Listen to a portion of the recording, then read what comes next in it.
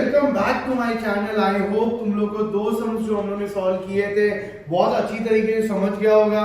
हम लोग ने एक सम किया था जिधर my starting point was cash book और दूसरा सम जो हम लोग ने किया था उधर my starting point was passbook. अभी गाइस ये लेक्चर में हम लोग वीडियो में दो सम करने वाले हैं जिधर मेरा बैंक का balance is a negative balance. एक बार सम को समझने स्टार्ट करने से पहले समझते हैं सर ये नेगेटिव बैलेंस कैसे होता है। एग्जांपल लेता हूं, बैंक का बैलेंस 1 लाख रुपीस है। एग्जांपल लेता हूं, बैंक का बैलेंस 1 लाख रुपीस है।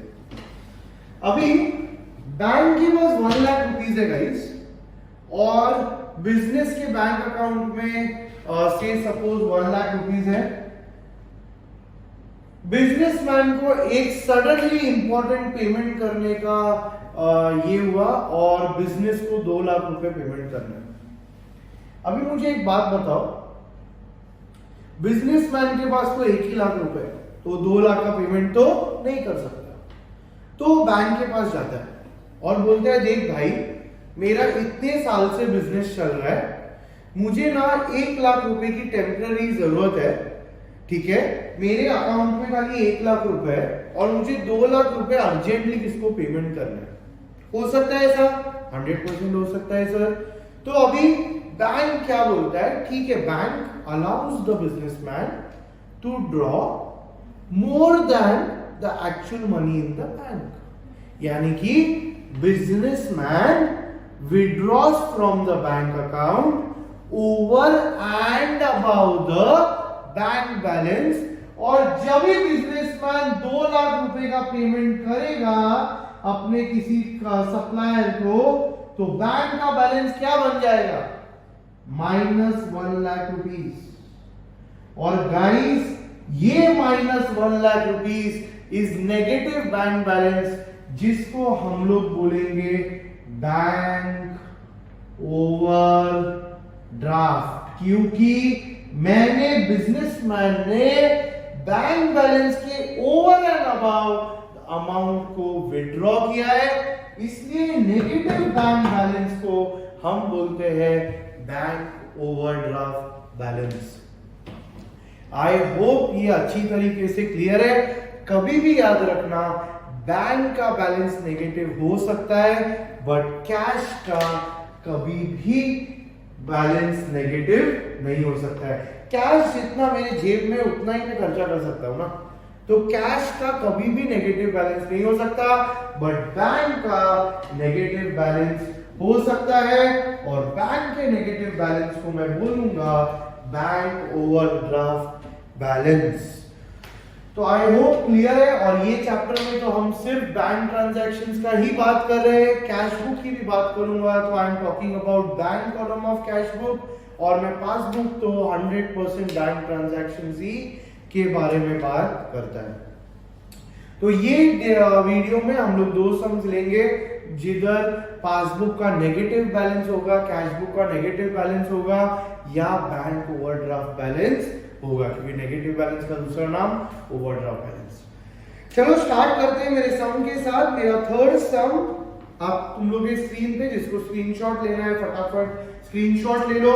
सम का नीचे लिंक भी डिस्क्रिप्शन बॉक्स पे शेयर है, तो तुमको डाउनलोड करना है, प्रिंट आउट लेना है, ले लो, फटाफट स्क्रीनशॉट ले लो। स्क्रीन पे तुम्हारा सम। चलो आई होप तुम्हारे पास सम अभी क्वेश्चन आ गया होगा। चलो क्वेश्चन को रिफर करके स्टार्ट करते हैं सम सॉल्व करना। मेरा पहला क्वेश्चन आज पढ़ते हैं, चलो ध्यान से। Overdraft balance shown by the bank column in the cash book of Vivek is 45,000। पहला वर्ड ही मुझे बोल रहा है कि कैश बुक का मेरा ओवरड्राफ्ट बैलेंस है। Overdraft balance of bank column in the cash book means मेरा कैश बुक का ओवरड्राफ्ट बैलेंस उन्होंने मुझे दिया है। और उन्होंने in the books of Vivek बोला है prepare bank reconciliation statement as on 31 December 2017। चलो सम को डिस्कस करने से पहले मैं मेरा ये बना दूंगा क्वेश्चन, मैं मेरा फॉर्मेट बना दूंगा। इधर मुझे क्या बोला है, एज ऑन 31 दिसंबर बोला है, तो मंथ चेंज कर लेंगे, दिसंबर। ईयर कितना बोला है, 2022 बोला है, नहीं 2017 बोला है, तो 2017 लिख देंगे। इधर तक क्लियर है? मेरा सेम फॉर्मेट में कोई भी चेंजेस नहीं है, नेगेटिव बैलेंस है तो पर्टिकुलर्स प्लस आइटम्स और माइनस आइटम्स। अभी गाइस जब मैं लिखूंगा मेरा ओवरड्राफ्ट बैलेंस को, तो मैं कैसे लिखूंगा, देखो मेरा कैश बुक का बैलेंस है तो मैं सिंपल पर्टिकुलर्स में तो उसी तरह लिखूंगा, balance as per cash book. मुझे कैश बुक का बैलेंस दिया है तो मैंने उसको कैसे लिखा है, balance as per cash book. अभी जब balance as per cash book मेरे को बोला है, इन लोगों ने मुझे ओवरड्राफ्ट बैलेंस बोला है। कैश बुक का positive balance is called as debit balance and cash book का negative balance is called as credit balance. तो मैं ब्रैकेट में CR बोल के लिख दूंगा। मेरा फर्स्ट सम जब मैंने कैश बुक का करवाया था उधर मैंने DR लिखा था क्योंकि वो पॉजिटिव बैलेंस था। कैश बुक का negative balance is credit balance. इधर मैं मेरे नोट्स में ऐड कर दूंगा कैश बुक का नेगेटिव बैलेंस को हम क्या बोलते हैं, क्रेडिट बैलेंस बोलते हैं। और उसी तरह हम अपने नोट्स में और एक चीज ऐड कर देंगे, पासबुक के नेगेटिव बैलेंस को हम क्या बोलेंगे, डेबिट बैलेंस, क्योंकि पासबुक एग्जैक्टली ऑपोजिट होता है। तो पासबुक का negative balance is called as debit balance और कैश बुक का negative balance is called as credit balance. इसलिए मैंने इधर CR भी लिख दिया। ये क्लियर है? अभी मेरा सबसे इंपॉर्टेंट क्वेश्चन, जो अमाउंट 45,000 रुपीज है वो किधर लिखा जाएगा, वो प्लस आइटम में लिखा जाएगा कि माइनस आइटम में लिखा जाएगा। तुम लोग पॉजिटिव बैलेंस प्लस में लिखते थे तो माइनस किधर लिखोगे, नेगेटिव माइनस में लिखोगे। नेगेटिव बैलेंस 45,000 रुपीज मैं माइनस के कॉलम में लिख डालूंगा। इधर तक क्लियर है? स्टार्ट करें सम। अभी सर सम में क्या फर्क आएगा, सम में कुछ फर्क नहीं आएगा, कुछ भी फर्क नहीं आएगा। ट्रस्ट मी, जो हम लोग टेक्निक फॉलो करते थे मेरा वही टेक्निक फॉलो करना। प्लस आएगा तो प्लस के कॉलम में लिखना, माइनस आएगा तो माइनस के कॉलम में लिखना, कुछ भी फर्क नहीं आएगा। आंख बंद करके मेरा आंसर 100% करेक्ट आएगा, गारंटी। बस एक ही फर्क, अगर ओवरड्राफ्ट दिया है तो माइनस में लिखना, पॉजिटिव दिया है तो प्लस में लिखना, बस। क्लियर है? चलो स्टार्ट करते हैं। फर्स्ट वेरी इंपॉर्टेंट ट्रांजैक्शन जिसको हम लोग अजम्पशन लेने वाले हैं, bill receivable for ₹5,000 previously discounted with the bank has been dishonored and debited in the passbook। इसका मतलब एक ही चीज याद रखने का, वापिस वो मेरा बिल्स ऑफ एक्सचेंज चैप्टर का क्वेश्चन आ गया। मैंने क्या बोला था, पासबुक का बैलेंस कम रहेगा, तो पासबुक का बैलेंस कम के लॉजिक से चलो देखते हैं, प्लस करना है माइनस करना है। स्टार्टिंग पॉइंट क्या है गाइस, मेरा कैश बुक है, स्टार्टिंग पॉइंट मेरा कैश बुक है, ऑपोजिट बुक पासबुक मेरा कांस्टेंट है। कैश बुक का बैलेंस ज्यादा है कि कम है, 100% सर ज्यादा है, क्योंकि मैंने तुम लोगों को क्या लॉजिक समझाया है, पासबुक का बैलेंस कम है तो कैश बुक का ज्यादा होगा, तो हम लोग उसको माइनस करेंगे। तो मैं क्या लिखूंगा, bills receivable discounted dishonored, bill receivable discounted dishonored, bill receivable discounted dishonored and debited debited in passbook. मुझे इसको माइनस करना है जैसे मैंने डिस्कस किया था, तो मैं इसको चलो 5000 रुपीज माइनस आइटम में लिख दूंगा। मतलब ओवरड्राफ्ट में तो कंफ्यूज नहीं होने का, मेरा प्लस आएगा तो प्लस करेंगे मेरी टेक्निक के हिसाब से, और माइनस आएगा तो माइनस करेंगे। चलो नेक्स्ट आगे बढ़ते हैं। Interest on investment collected by the bank and credited in the passbook. Guys कभी भी याद रखना, पासबुक में पैसा आता है तो पासबुक क्रेडिट होता है, क्योंकि वो ऑपोजिट काम करता है as compare to cash book. Cash book में पैसा आता है तो कैश बुक डेबिट करता है ना, तो पासबुक में जब पैसा आएगा तो पासबुक ऑपोजिट क्रेडिट करेगा। यानी कि पैसा पासबुक में आया है, इन्वेस्टमेंट आया, इंटरेस्ट आया मुझे इन्वेस्टमेंट पे, और मेरा पासबुक का बैलेंस बढ़ गया। स्टार्टिंग पॉइंट क्या है? Cash book. मेरा ऑपोजिट पासबुक कांस्टेंट रहेगा, कैश बुक का बैलेंस बढ़ गया है कि कम है? कम है, क्योंकि पासबुक का बैलेंस बढ़ गया ना, तो मैं क्या करूंगा? प्लस करूंगा। और ये मेरा interest on investment of ₹1500 plus होगा। क्लियर है? मैं क्या लिखूंगा? Interest on investment, interest on investment credited in passbook only। Short में लिख दिया, तुम लोग लिख सकते थे, but not recorded in cash book, किसी भी तरह चलेगा। तो 1500 रुपीज प्लस आइटम में लिख देगा। इधर तक क्लियर? समझ में आ गया? चलो ठीक है, नेक्स्ट आगे बढ़ते हैं। मेरा next transaction, check deposited into bank. मैंने जैसे ही चेक डिपॉजिट किया, कैश बुक का बैलेंस सीधा बढ़ जाएगा, बट नॉट कलेक्टेड, यानी पासबुक का बैलेंस अभी तक बढ़ा नहीं है। कैश बुक का बैलेंस सीधा बढ़ गया, बट पासबुक का बैलेंस अभी तक बढ़ा नहीं है।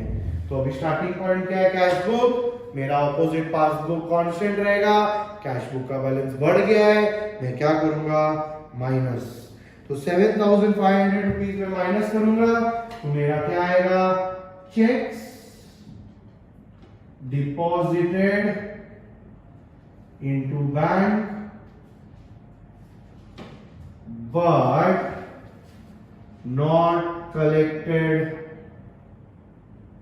Bye the bank. और अमाउंट कितना आएगा? 7500 रुपीज मैं माइनस कर दूंगा। इधर तक क्लियर है क्या? समझ में आया है? चलो ठीक है, नेक्स्ट आगे बढ़ते हैं नेक्स्ट ट्रांजैक्शन की ओर। Interest charge by the bank, interest charge by the bank on overdraft balance 1850। Guys अभी देखो, बैंक जब मुझे 1 लाख रुपए उनका खुद का यूज करने दिया था, मैंने जो एग्जांपल लिया था, तो बैंक फ्री में थोड़ी यूज करने देगा। तो जितने दिन यूज करने दिया उसका इंटरेस्ट चार्ज करेगा। तो बैंक ने इधर इंटरेस्ट चार्ज किया है मुझे 1850 रुपीज। जैसे ही बैंक मुझे इंटरेस्ट चार्ज करेगा तो तुरंत मेरा पासबुक का बैलेंस कम हो जाएगा। जैसे ही बैंक मुझे इंटरेस्ट चार्ज करेगा वैसे ही तुरंत मेरा पासबुक का बैलेंस कम हो जाएगा। और कैश बुक में कम हुआ नहीं है। स्टार्टिंग पॉइंट क्या है? Cash book. मेरा कांस्टेंट रहेगा पासबुक, कैश बुक का बैलेंस ज्यादा है तो मैं क्या करूंगा? माइनस। तो ये 1850 रुपीज माइनस होगा, तो मैं लिखूंगा क्या? Interest charge by bank on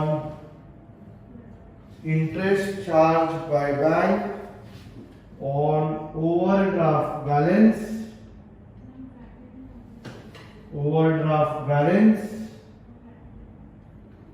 not recorded in cash book। Amount कितना है? अमाउंट 1850, तो 1850 माइनस होगा क्योंकि कैश बुक का बैलेंस ज्यादा है पासबुक से, तो 1850 माइनस होगा। आई होप इधर तक क्लियर है। आगे बढ़ते हैं, चलो नेक्स्ट ट्रांजैक्शन के साथ। मेरा नेक्स्ट ट्रांजैक्शन है check issued but not yet presented for payment 11350 rupees. यानी कि मैंने चेक इश्यू किया है but not presented for payment. जैसे ही मैं चेक इश्यू करूंगा मेरा कैश बुक का बैलेंस तुरंत कम हो जाएगा, बट बैंक्स ने अभी तक पैसा नहीं निकाला because it has not been yet presented for payment. तो मेरा कैश बुक का बैलेंस कम है, पासबुक का ज्यादा है। आई होप अभी बहुत स्मूथली जा रहा होगा। कैश बुक स्टार्टिंग पॉइंट है, पासबुक मैं मेरे हाथ में रखूंगा, कांस्टेंट रखूंगा, और कैश बुक का बैलेंस ज्यादा है कि कम है? कम है सर, तो मैं क्या करूंगा, ऐड कर दूंगा और ये 11350 ऐड हो जाएगा। क्या बोल के? Check issued but not presented, check issued but not presented for payment, और अमाउंट कितना है? 11350। इधर तक क्लियर है? समझ में आया? I hope. चलो आगे बढ़ते हैं। Next transaction, receive the payment directly from a customer into bank account. इसका मतलब क्या हुआ मालूम है? मेरा कस्टमर गया डायरेक्टली मेरे बैंक में और मेरे बैंक में जाके पैसे डिपॉजिट कर दिए। जैसे ही मेरा कस्टमर बैंक में जाके पैसा डिपॉजिट करेगा ना, तो सीधा मेरा पासबुक का बैलेंस बढ़ जाएगा। मुझे मालूम है क्या? मुझे नहीं मालूम सर। अगर मुझे नहीं मालूम तो कैश बुक का बैलेंस तो मैंने बढ़ाया ही नहीं होगा सर।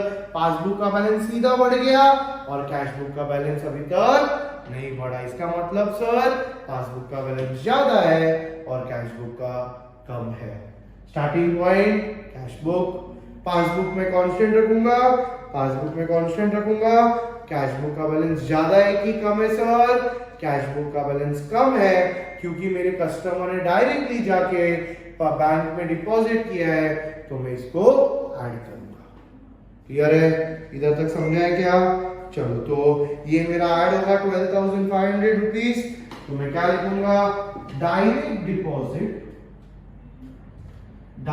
डिपॉजिट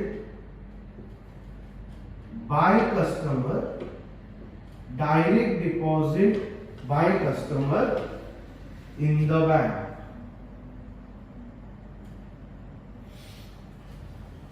कितना अमाउंट है? 12,500। मैं प्लस आइटम में लिख दूंगा। इधर तक क्लियर है? समझ में आया? नेक्स्ट ट्रांजैक्शन की ओर बढ़ते हैं। Bank charges debited. डेबिटेड मतलब इन पासबुक, मतलब पैसा बैंक से गया, जैसे ही पैसा बैंक से जाएगा मेरा पासबुक का बैलेंस कम हो जाएगा। Starting point cash book, passbook में कांस्टेंट लूंगा। कैश बुक का बैलेंस ज्यादा है कि कम है? पासबुक का बैलेंस कम हो गया है, तो कैश बुक का बैलेंस मेरा ज्यादा रहेगा, तो मैं क्या करूंगा? माइनस करूंगा। तो मैं क्या लिखूंगा? Bank charges debited, bank charges debited in passbook only, bank charges debited in passbook only. कितना अमाउंट है सर? 500 रुपीज। तो 500 रुपीज माइनस हो जाएगा। इधर तक क्लियर है? पासबुक हाथ में लिया, कैश बुक का बैलेंस ज्यादा है, तो मैं इसको माइनस कर दिया। समझ में आया? तो मेरा लास्ट स्टेप हम क्या करते हैं सर? टैली करते हैं कैश बुक की तरफ। टोटल कर लेंगे पहले। माइनस का आइटम का कॉलम का टोटल करोगे तो माइनस आइटम का टोटल कितना आएगा तुम लोग को? 59,850 आएगा। मैंने इधर प्लस लिखा है, इधर माइनस लिखा है। माइनस आइटम का टोटल करो, कितना आएगा? 59,850। ठीक है, प्लस आइटम का टोटल करोगे तो प्लस आइटम का टोटल कितना आएगा तुम्हारा? 1,500 प्लस 11,350 प्लस 12,500 तुम्हारा आ जाएगा 25,350 रुपीज। दोनों में से कौन सा बड़ा है सर? 59,850 100% बड़ा है, तो 59,850 में टोटल में लिख दूंगा। अभी मेरा ये टोटल तो 59,850 है, तो मुझे टेंशन ही नहीं है, बट ये मेरा 59,850 करने के लिए मुझे इसका डिफरेंस निकालना पड़ेगा। 25,350 minus 59,850 850, it will come to 34,500 rupees. 34,500 में प्लस आइटम में लिख दूंगा और ये भी मेरा टोटल हो जाएगा 59,850 rupees. 34,500 is nothing but obvious passbook का बैलेंस, सो मैं लिख दूंगा balance as per passbook, balance as per passbook, और बैलेंस एज पर पासबुक मेरा 34,500 है। अभी सबसे important last but not the least, क्या ये डेबिट बैलेंस है कि क्रेडिट बैलेंस है? गाइस ध्यान से देखना, मेरे फर्स्ट सम में इधर मैंने ओपनिंग बैलेंस लिखा था, क्लोजिंग बैलेंस इधर लिखा था, दोनों भी मेरा पॉजिटिव बैलेंस था। सेकंड सम में मैंने इधर लिखा था ओपनिंग बैलेंस और क्लोजिंग इधर लिखा था, दोनों भी मेरा पॉजिटिव बैलेंस था। ये सम में ओपनिंग इधर लिखा है नेगेटिव है और क्लोजिंग इधर आया है, तो ये भी मेरा नेगेटिव बैलेंस है। ये लॉजिक को बाहर करो, ज्यादा दिमाग मत लगाओ, ठीक है। और ये मेरा पासबुक का नेगेटिव बैलेंस यानी कि पासबुक का डेबिट बैलेंस, और इसलिए मैं इधर लिख दूंगा, मैंने लिखा है पासबुक का नेगेटिव इज डेबिट बैलेंस, तो मैंने इधर दिया बोल के लिख दिया। आई होप ये क्लियर है अच्छी तरीके से। ये सम भी हमारा कंप्लीट हो गया, बस एक लास्ट सम हमें करना है बैंक रिकंसिलिएशन स्टेटमेंट का, and we will be completing our chapter bank reconciliation chapter. तो चलो आगे बढ़ते हैं मेरे नेक्स्ट सम पे। नेक्स्ट सम स्टार्ट करते हैं, बंद करना भाई।